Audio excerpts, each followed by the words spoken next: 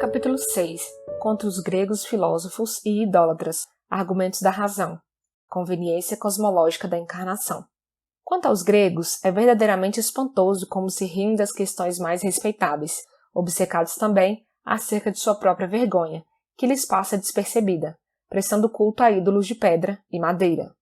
Sentindo-nos à vontade na demonstração de nossa doutrina, confundi-lo-emos com boas razões, sobretudo por fatos que constatamos. O que existe de estranho, de ridículo entre nós? Afirmar que o Verbo realmente se manifestou corporamente? Ora, se querem ser amigos da verdade, hão de reconhecer conosco que não se trata de evento tão estranho. Se negam inteiramente a existência do Verbo de Deus, perdem tempo por zombarem do que ignoram.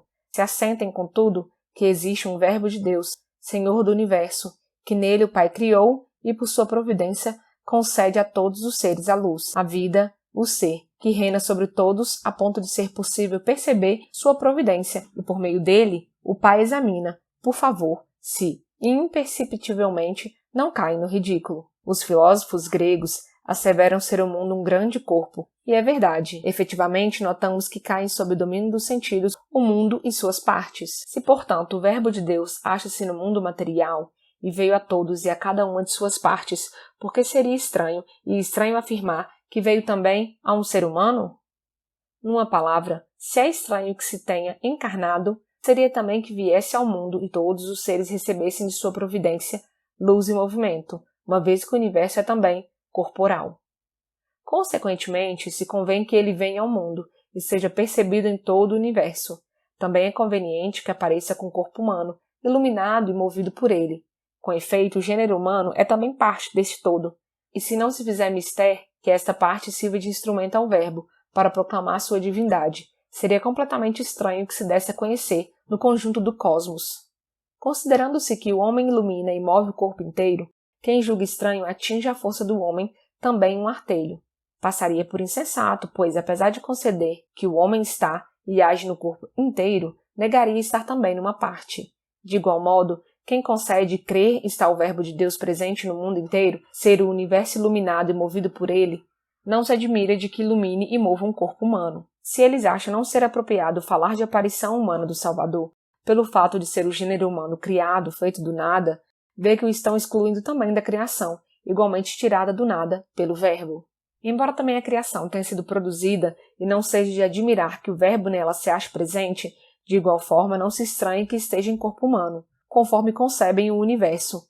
Forçoso é que pensem a respeito das partes dele, e, conforme disse, o homem também é parte do universo. Por conseguinte, não é inconveniente que o Verbo esteja num homem, e que tudo seja nele, e por ele iluminado, movido e vivificado, segundo asseveram até seus próprios autores. É nele, com efeito, que temos a vida, o movimento e o ser.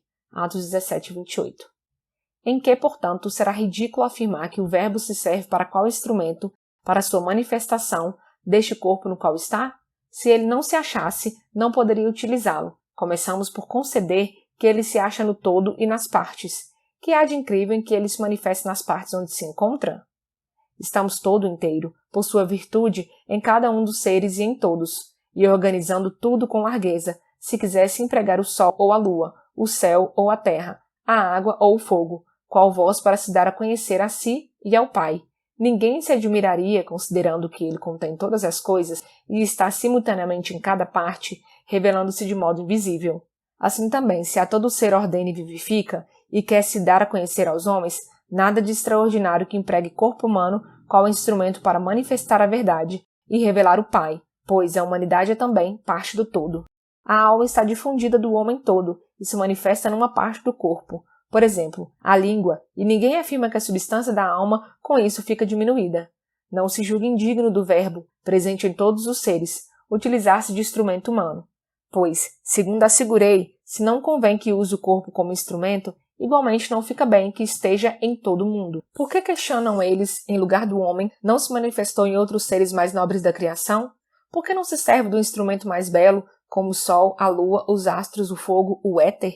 Fiquem cientes de que o Senhor não veio somente para se exibir, e sim para curar e ensinar os que sofriam.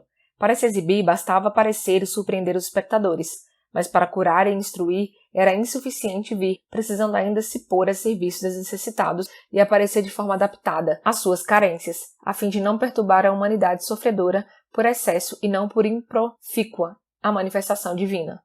Criatura alguma, senão o homem, equivocava-se no conhecimento de Deus, pois nem o sol ou a lua, o céu ou os astros, a água ou o éter perturbam a ordem estabelecida, mas reconhecendo o Verbo, seu Criador e Rei, mantém-se tais quais foram criados. Somente os homens se apartaram do bem, fizeram ídolos de nada em lugar da verdade e atribuíram a honra devida a Deus, o conhecimento de Deus, a demônios, a homens figurados em pedra. Desta forma, sendo indigno da vontade de Deus, desinteressar-se de tal situação, e visto que os homens não o percebiam presente a governar o mundo, assumiu como instrumento uma parte do todo, o corpo humano, ao qual acedeu. Assim, os homens que não conseguiam conhecê-lo através do todo, não o desconheceriam através de uma parte, uma vez que não podiam erguer os olhos ao poder invisível, ao menos podiam compreendê-lo e contemplaram num ser semelhante a si mesmos. Homens como são, poderiam por meio de um corpo igual ao seu, e pelas obras divinas corporalmente realizadas, conhecer mais rapidamente e mais de perto o Pai do Verbo, pela reflexão de não serem humanos, e sim divinas as obras realizadas. E se acaso se lhes afigurar estranho deter-se o Verbo a conhecer pelas obras corporais, também espantoso será que se manifeste pelas obras operadas no universo. Estando embora no meio da criação, em nada participa dos seres criados, mas ao invés são esses que participam de seu poder. De igual sorte, utilizando qual instrumento o seu corpo. Em nada participa de condições corporais, ao invés, santifica o corpo. Platão, tão admirado entre os gregos, disse que o autor do universo, vendo-o agitado pela tempestade e em perigo de sossobrar nas desigualdades, assentou-se ao leme da alma e veio socorrê-la, reparando todas as suas faltas. Por que admirar a asserção de que no seio da humanidade desnorteada o Verbo veio se estabelecer, aparecer como homem, a fim de salvá-la da tempestade por sua direção e sua bondade? A conveniência física da encarnação. Talvez eles, envergonhados, concedam tudo isso, tentando, porém, declarar que se Deus quisesse instruir e salvar os homens, o fizesse por ato voluntário apenas, como outrora fizera ao tirar os seres do nada, sem que o Verbo tocasse o corpo. Provavelmente se responda a essa objeção da seguinte maneira: outrora nada existia, e bastava um só ato da vontade e um propósito para criar o universo. Depois, contudo, que o homem foi feito e não se impunha, fossem seres tirados do nada, e sim a cura de seres já existentes. Segue-se que o médico e salvador devia aproximar-se das Escrituras para curá-las. Por isso, ele se fez homem e empregou o corpo humano, qual instrumento. Ao invés, se assim não deviam acontecer, de que maneira havia de vir o Verbo, empregando o instrumento? De onde tomá-lo, senão dentre esses seres já existentes, necessitados do socorro da divindade, por meio de ser semelhante a eles? O nada não carecia de salvação, e era suficiente apenas uma ordem, mas o homem já existia, entregue à corrupção e à ruína. Fez-se mister, então, que o Verbo se servisse de instrumento humano e se estendesse a todas as coisas. Em seguida, fez-se mister saber que a corrupção não se achava fora do corpo, nele penetrara. Forçoso era que, em vez da corrupção, a vida a ele se apegasse. A morte estivera no corpo, a vida também nele se instalasse. Assim, se a morte fosse exterior ao corpo, a vida deveria ficar também de fora. Mas, uma vez que a morte se lhe unira, exercendo poder sobre ela, a vida precisava apegar-se ao corpo, a fim de que esse, revestindo-se da vida, se livrasse da corrupção. De outro modo, se o Verbo se manifestasse fora do corpo e não dentro, a morte teria sido muito naturalmente vencida, por não possuir poder algum contra a vida. No entanto, a corrupção restaria no corpo, no qual se sobrepusera. Consequentemente, o Salvador devia se revestir de corpo, a fim de que este, assim apegado à vida, cessasse de estar unido à morte, enquanto mortal. Ao invés, revestindo a imortalidade e ressuscitado, perdurasse imortal. Revestido da corrupção, era impossível ressurgir sem revestir a vida. Além disso, como a morte não subsiste em si mesma, e sim num corpo, o Verbo revestiu o corpo, para ir ao encontro da morte neste corpo, e fazê-la desaparecer. Como, pois, teria o Senhor demonstrado ser a vida, se não vivificando o que é mortal? O fogo naturalmente consome a palha. Afastada do fogo, não se queima, continua sendo palha, mas como tal tem medo das ameaças do fogo, pois naturalmente ele a consome. Se, contudo, a palha estiver bem revestida de amianto, o qual, diz-se, é incompatível com o fogo, a palha não mais teme o fogo, apoiada na segurança oferecida por esse revestimento incombustível. O mesmo se pode dizer relativamente ao corpo e à morte. Se o Verbo tivesse apartado a morte somente por uma ordem, o corpo, contudo, manter-se-ia mortal e corruptível, segundo a lei que rege os corpos. A fim de que tal não sucedesse, o corpo vestiu o Verbo incorpóreo de Deus. Assim não receia mais a morte nem a corrupção, uma vez que revestiu a vida, e a corrupção desapareceu. Conclusão: a razão dos efeitos universais da encarnação. Foi, portanto, inteiramente plausível tivesse o Verbo de Deus assumido corpo e se servido de instrumento humano. Assim, vivifica o corpo e, como na criação suas obras o revelam, ele opera do homem e por toda parte se mostra, e nada priva de seu conhecimento e de sua divindade. Repito o que disse mais acima: o Salvador assim procedeu, pois, uma vez que tudo enche com sua presença, igualmente planifica todas as coisas com seu conhecimento. Segundo a Sagrada Escritura, a terra ficará cheia do conhecimento do Senhor. Isaías 11:9. Se olhar alguém para o céu, verá a ordem nele reinante. Se for impossível olhar para lá, incline-se somente para o homem, e haverá de constatar por meio das obras o poder incomparável do Senhor sobre os homens, reconhecendo ser ele o único Verbo de Deus no meio dos homens. Se for alguém seduzido e aterrorizado pelos demônios, há de verificar que ele os expulsa e considerar que se trata do dono deles. Se mergulhar na natureza das águas, julgando que são deuses, como os egípcios adoradores da água, notará ter sido a água transformada pelo Senhor, e certificar-se-á de que é o Criador das águas. Se descer aos infernos e admirar os heróis que para lá desceram, e são venerados quais deuses, observará a ressurreição do Senhor e a vitória sobre a morte, pensando que mesmo entre eles, Cristo é verdadeiro Senhor e Deus. O Senhor atingiu todas as partes da criação, libertou-as, desenganou-as de qualquer erro, conforme afirma Paulo. Ele despojou os principados e as potestades e triunfou sobre a cruz. Colossenses 2,15. A fim de que doravante ninguém mais seja iludido, mas encontre em todo lugar o verdadeiro Verbo de Deus. Ademais, o homem assim envolvido, sempre em toda parte, isso é, no céu, no inferno, no homem, na terra, vendo expandida sobre a terra a divindade do Verbo, não mais se engana acerca de Deus, e adora um só, e por meio dele conhece bem o Pai. Provavelmente os gregos ficarão impressionados com essas boas razões. Entretanto, se julgarem insuficientes esses argumentos para confundi-los, acreditem em nossas palavras acerca de fatos a todos evidentes. Recursos aos fatos, o fim da idolatria, da divinização e do reino dos filósofos. Quando os homens começaram a abandonar o culto dos ídolos, a não ser depois que o Verbo de Deus veio para junto dos homens, quando cessou aniquilada a adivinhação entre os gregos e por toda parte, senão ao aparecer o Salvador da terra inteira?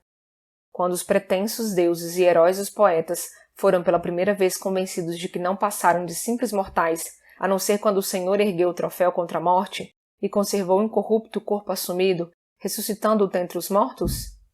Quando a fraude e a loucura dos demônios foi desprezada, senão na oportunidade em que o poder de Deus, o Verbo, Senhor de tudo e até dos próprios demônios, condescendendo com a fraqueza dos homens, surgiu na terra? Quando se começou a calcar aos pés a arte e ensinamentos mágicos, senão por ocasião do aparecimento do Verbo divino entre os homens? Em resumo, quando a sabedoria dos gregos foi se enlouquecendo, a não ser ao aparecer na terra a verdadeira sabedoria de Deus? Desde muito, a terra habitada e todos os lugares iludiam-se com o culto dos demônios, e os homens julgavam não existirem outros deuses senão os ídolos. Agora, porém, por toda a terra, os homens abandonam o culto supersticioso dos ídolos, refugiam-se em Cristo, adoram-no como Deus e por ele conhecem o Pai antes ignorado. E, coisa admirável, enquanto existem milhares de cultos diferentes, cada país possui seus próprios ídolos, e o que eles denominam Deus não é capaz de ir à região vizinha persuadir o povo dos arredores a adorá-lo, e apenas é cultuado em seu próprio domínio, pois ninguém adora o Deus mais próximo, mas cada qual conserva seu ídolo particular, acreditando ser ele o Senhor dos demais. Somente Cristo é um só e adorado por toda parte entre os povos.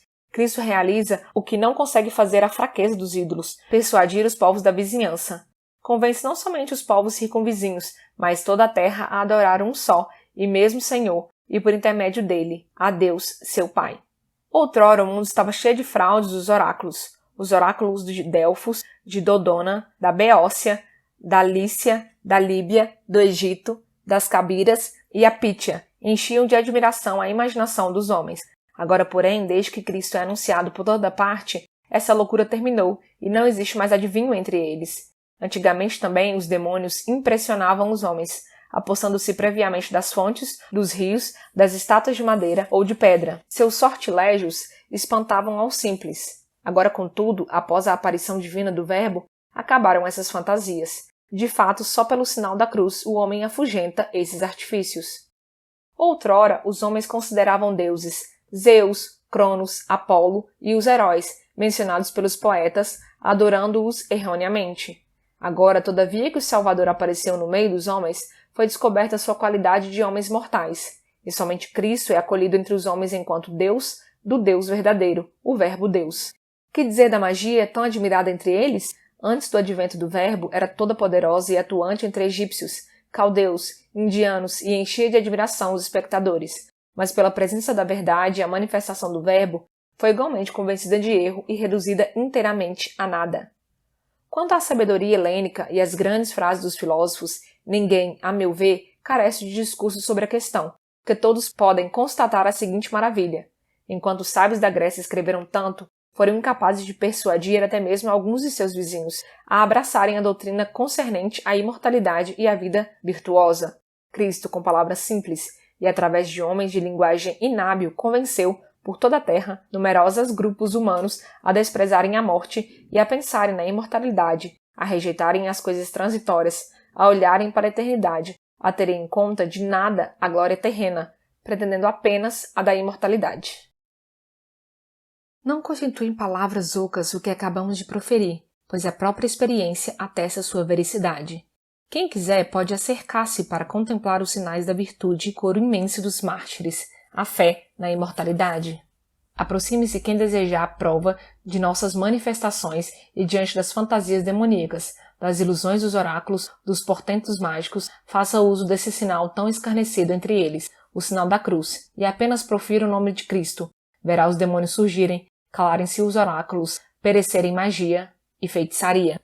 Quem, qual é entre Cristo, cujo nome e presença sempre obscurecem e aniquilam todas as coisas, sozinho é o mais forte e difundo no mundo inteiro seu ensinamento?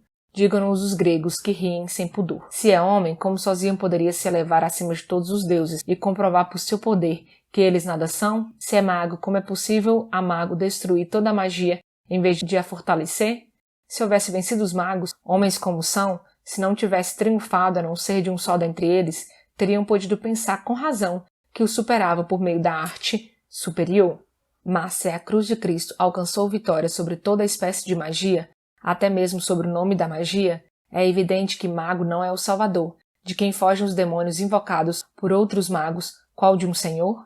Então, quem é ele? Digam-nos os gregos que só cuidam de zombar, talvez assegurem que foi demônio e daí provém sua força, mas, com tal afirmação, tornam-se ridículos por sua vez, e os nossos precedentes raciocínios deixam-nos suficientemente confundidos. Como pode ser demônio quem expulsa demônios? Pois, se tivesse apenas exorcizado demônios, talvez se pudesse pensar que lhe vem do príncipe dos demônios o poder contra os subordinados deste último, conforme asseguravam os judeus, querendo ultrajá-lo. Mas, se apenas a invocação de seu nome exorciza e afugenta a loucura dos demônios, evidencia-se que nisso também eles se enganam, e Cristo, nosso Senhor e Salvador, não é, conforme eles opinam, potência demoníaca. Assim, pois, se o Salvador não é simples homem, nem mago, nem demônio, e a sua divindade aniquilou e obnulou as ficções dos poetas, as fantasmagorias dos demônios, a sabedoria dos gregos, evidencia-se e todos reconhecem que ele é verdadeiramente o Filho de Deus, Verbo, sabedoria e poder do Pai. Por isso, suas obras não são humanas e sim super-humanas e se fazem notórias como verdadeiramente oriundas de Deus, conforme os fatos e a comparação com as obras puramente atestam. Terá jamais existido homem que plasmasse para si corpo somente de uma virgem? Que homem jamais curou doença, tais quais o comum Senhor de todos curou? Quem supriu deficiência natural e fez cego de nascença ver? Esculápio foi divinizado pelos pagãos por ter exercido a medicina e aplicado plantas no tratamento de doenças corporais. No entanto, ele não as extraiu da terra, e sim a descobriu, por meio da ciência de que era dotado naturalmente. Que dizer do Salvador, o qual não apenas curou feridas, mas formou a natureza e reconstituiu a integridade corporal? Heracles é adorado como Deus pelos gregos, por ter combatido seus semelhantes e com astúcia eliminado monstros. Que dizer do Verbo a expelir do corpo humano doenças, demônios e até a própria morte?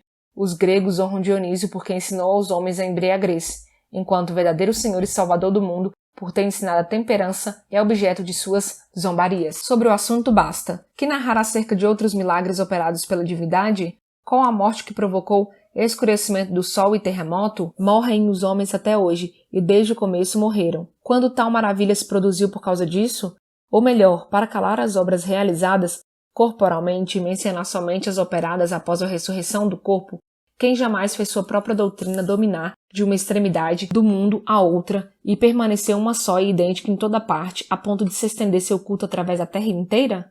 Que se Cristo, conforme sua opinião, é apenas homem e não Deus Verbo, porque seus deuses não impedem que se espalhe seu culto pelas regiões onde eles habitam? Por que acontece o oposto, pois o advento do Verbo com sua doutrina põe termo ao culto e cobre de confusão a vã aparência dos deuses? A expansão miraculosa e a força divina do ensinamento de Cristo. Anteriormente, existiram muitos reis e tiranos na terra. Contam os historiadores ter havido entre caldeus, egípcios e indianos muitos sábios e magos. Qual dentre eles foi capaz, não digo após a morte, mas até mesmo durante a vida, de ter bastante poder para encher com seu ensinamento a terra inteira e de afastar da superstição idólatra tão grande multidão como nosso Salvador atraiu, apartando dos ídolos? Os filósofos gregos escreveram muitos livros compostos com eloquência e arte. Teriam sido tão convenientes quanto a cruz de Cristo? Seus sofismas, até a morte, conservaram força persuasiva, mas durante a vida, o que aparentava força suscitava rivalidades, e suas discussões transformavam até em contendas. O Verbo de Deus, porém, coisa espantosa, ensinava com palavras bem simples e superou os mais hábeis sofistas, eliminando suas doutrinas. Atraiu todos a si e encheu suas igrejas. Mais admirável ainda, sofrendo a morte enquanto homem, confutou as eloquentes palavras dos sábios entre os ídolos. Quem de fato por sua morte expulsou demônios? Quem morreu de forma mais temível para os demônios quanto a de Cristo? Desde que se nomeia o Salvador, os demônios fogem. Quem eliminou as paixões da alma a ponto de transformar impudicos em castos, de fazer com que homicidas larguem da espada, de mudar tímidos em corajosos? Quem persuadiu bárbaros, habitantes de regiões pagãs, a renunciarem ao furor e conceberem pensamentos de paz, senão a fé em Cristo e o sinal da cruz? Quem transmitiu aos homens fé na imortalidade quanto à cruz de Cristo e a ressurreição de seu corpo? Apesar de todas as suas mentiras, os gregos não foram capazes de imaginar uma ressurreição de seus ídolos, nem de forma alguma pensar que o corpo pudesse reviver após a morte. Nisto, aliás, é possível aprová-los, porque esse pensamento convence de fraqueza a idolatria e oferece oportunidade a Cristo de se dar a conhecer a todos como Filho de Deus. Quem após a morte ou até durante a vida ensinou a virgindade e estimou não ser impossível aos homens a prática de tal virtude? Ora, o ensinamento de nosso Salvador e Rei Universal, Cristo, sobre o assunto, foi bastante poderoso para que até crianças antes de atingirem a idade legal professassem a virgindade superior à lei.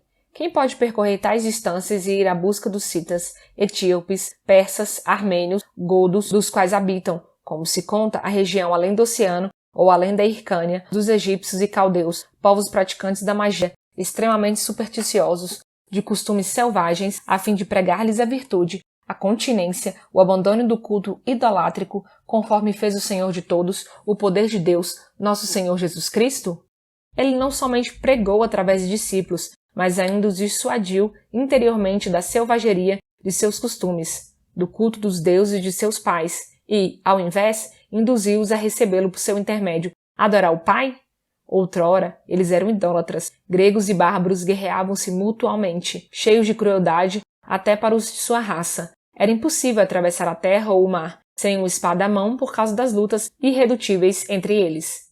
Passavam a vida sobre as armas, a espada lhes servia de bastão, de sustento, de único recurso. E, no entanto, segundo mencionei acima, serviam os ídolos, sacrificavam aos demônios. No entanto, essa idolatria supersticiosa em nada se prestava à reforma de sua maneira de pensar.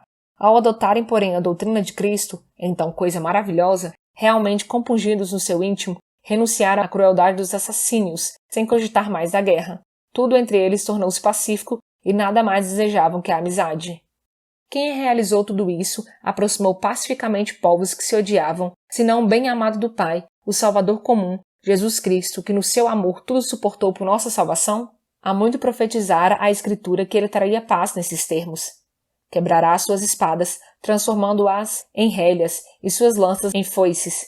Uma nação não levantará a espada contra outra, nem se aprenderá mais a guerra. Isaías 2:4. Tal coisa não é incrível, pois ainda agora os bárbaros, de costumes naturalmente selvagens, que sacrificam a seus ídolos, enfurecem-se uns contra os outros e não toleram ficar uma hora desarmados de espadas.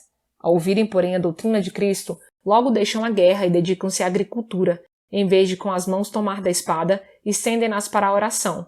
Em resumo, em vez de se guerrearem mutuamente, munem-se contra o diabo e os demônios e vencem-nos pela temperança e a virtude da alma. Constitui sinal da divindade do Salvador o fato de que os homens dele aprenderam que os ídolos não lhe haviam ensinado. Essa comprovação da fraqueza e nulidade dos demônios e ídolos não carece de importância. Conhecedores da debilidade humana, os demônios os incitavam outrora a guerra entre si, a fim de não suceder que, terminadas as contendas, dirigissem a luta contra os próprios demônios. Assim, os discípulos de Cristo, que já não se combatem mutuamente, opõem-se aos demônios por meio de costumes e ações virtuosas, afugentam-nos, escarnecem-lhe o chefe, o diabo. Na juventude, guardam a temperança, nas provações, a paciência, nos sofrimentos, a capacidade de suportar. Toleram as injúrias, desprezam as expoliações e, o que é admirável, desdenham a própria morte e tornam-se mártires de Cristo.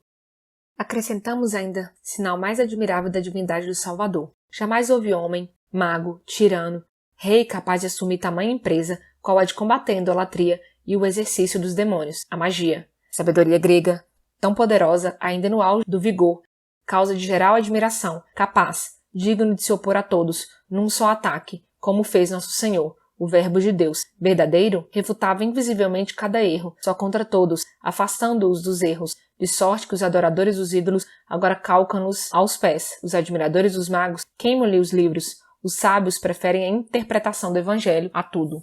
Renunciam aos deuses antes adorados e adoram aquele que ridicularizavam, Cristo crucificado, professando que é Deus. São expulsos os que eram tidos na cota de deuses pelo sinal da cruz. O Salvador crucificado é proclamado por toda a terra, Deus e Filho de Deus. Os próprios gregos rejeitam envergonhados os deuses que adoravam, e os que acolhem o ensinamento de Cristo levam vida mais honesta do que a deles.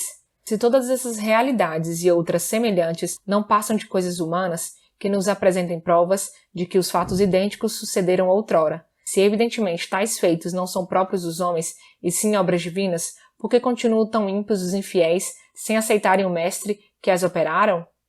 Erram tanto quanto os que não descobrem a Deus Criador por meio das obras criadas. Se tivessem crido na divindade por seu poder sobre todas as coisas, teriam igualmente visto que as obras operadas por Cristo, corporalmente, não são obras humanas, e sim do Salvador de todos, o Verbo de Deus. E se não tivessem reconhecido segundo a palavra de Paulo, não teriam crucificado o Senhor da Glória. 1 Coríntios 2:8. Conclusão. A universalidade efetiva da encarnação. Se alguém quer ver a Deus invisível por natureza, e que de forma alguma pode ser visto, há de apreendê-lo, conhecê-lo por suas obras. Igualmente, quem não vê espiritualmente Cristo, vá se tornando ciente por meio das suas obras corporais, e examine se derivam de homem ou de Deus.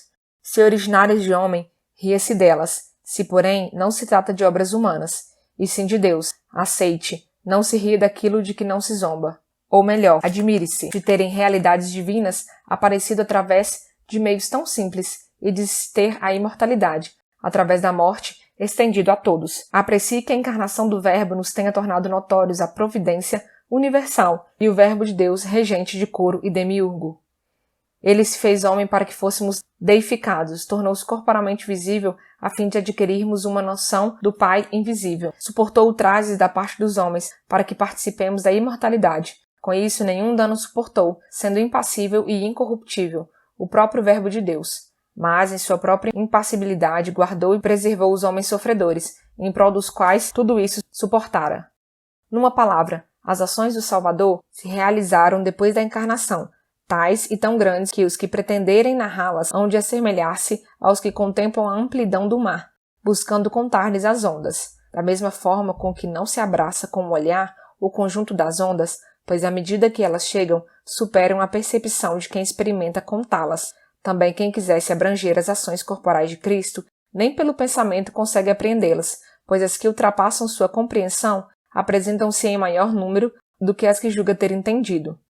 É preferível não falar de tudo que vês, pois até mesmo uma só parte seria inexprimível, mas deves relembrar um ponto e admirar globalmente o todo. pois o conjunto é igualmente admirável, e para onde quer que dirijas o olhar, ficas estupefato, divisando a divindade do Verbo. Conclusão geral. Exortação ao estudo da Escritura e à prática das virtudes. Após tudo o que dissertamos, aprende o que vem em seguida, tendo por princípio de todos os discursos. Admira-te de que, por ocasião da aparição do Salvador, a idolatria não se desenvolve, mas o restante diminui e cessa progressivamente. A sabedoria dos gregos não progride, mas tende a desaparecer. Os demônios não mais seduzem os homens com suas fantasmagorias, a adivinhação e a magia, e desde que ousam empreender algo, são confundidos pelo sinal da cruz. Em resumo, vê como a doutrina do Salvador se propaga, enquanto a idolatria e qualquer oposição à fé de Cristo diminui cada dia, debilita-se e cai. Ao contemplar tudo isso, adora o Verbo, Salvador de todos e Deus Todo-Poderoso. Condena os que ele rebaixa e faz desaparecer. Da mesma forma que ao raiar do sol as trevas desvanecem e ele expulsa o pouco que delas restar em algum canto, igualmente a divina aparição do Verbo dissipa as trevas da idolatria e o universo fica iluminado com sua doutrina. Se acaso um rei não aparece, mas fica dentro de casa, muitas vezes cidadãos sediciosos abusam de sua ausência, proclamam-se reis e com disfarce iludem os simples, passando por verdadeiros reis. E assim, os cidadãos são iludidos por este nome.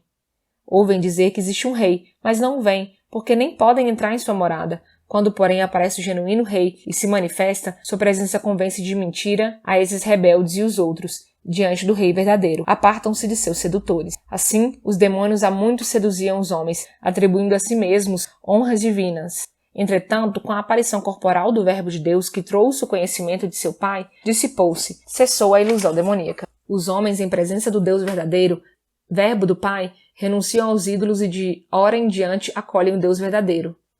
Eis uma prova de que Cristo é o Verbo, Deus, poder de Deus. Uma vez que passam as realidades humanas e a palavra de Cristo permanece, evidencia-se em geral que terminou o que é transitório. Subsiste, contudo, Deus, o Filho de Deus, o Verbo realmente unigênito. Eis o que te apresento brevemente, amigo de Cristo, acerca dos elementos do caráter da fé em Cristo e da divina manifestação entre nós. Sirva-te a oportunidade, se começas a estudar a Escritura, para aplicar o Espírito nessas questões e aprenderás de forma mais completa e clara a exatidão de nossas asserções. Esses textos foram proferidos e escritos da parte de Deus por homens que dele nos falam, e nós os recebemos desses mestres divinamente inspirados, testemunhas da divindade de Cristo. A ti, nós os transmitimos, tentando satisfazer teu desejo do saber. Ficarás ciente também de seu segundo advento, glorioso e realmente divino, quando não virá mais na simplicidade, mas na glória que lhe pertence. Não mais com humildade, sim na grandeza que possui. Vem, não para sofrer, e sim no intuito de comunicar a todos os benefícios da morte na cruz, isto é, a ressurreição e a incorruptibilidade. Então, não será julgado, mas julgará a todos os homens sobre as ações que cada qual tiver praticado na vida corporal, boas ou más. Em seguida, o reino dos céus está reservado aos bons, e quanto aos que praticaram ações más, irão para o fogo eterno e as trevas exteriores. Pois o próprio Senhor assim se exprime: eu vos digo que de hora em diante vereis o Filho do Homem sentado à direita do Poderoso e vindo sobre as nuvens do céu, na glória do Pai. Por essa razão, é salutar que o Verbo nos previna relativamente a esse dia e nos diga: estais preparados e vigiai, porque não sabeis em que hora virá. Efetivamente, segundo declara São Paulo, porquanto todos nós teremos de comparecer manifestadamente diante do tribunal de Cristo, a fim de que receba cada um a retribuição do que tiver feito durante sua vida, seja para o bem, seja para o mal. 1 Coríntios 5:10. Mas além do estudo das Escrituras e da ciência genuína, importa a vida honesta, a pureza da alma e a virtude, segundo ensina Cristo, a fim de que o espírito, seguindo tal caminho, possa obter e aprender o que deseja, tanto quanto é possível a natureza ser instruída acerca do Verbo de Deus. Se alguém quer ver a luz do sol, forçosamente, há de enxergar e iluminar o olho, purificando-o para o tornar um tanto semelhante ao objeto desejado.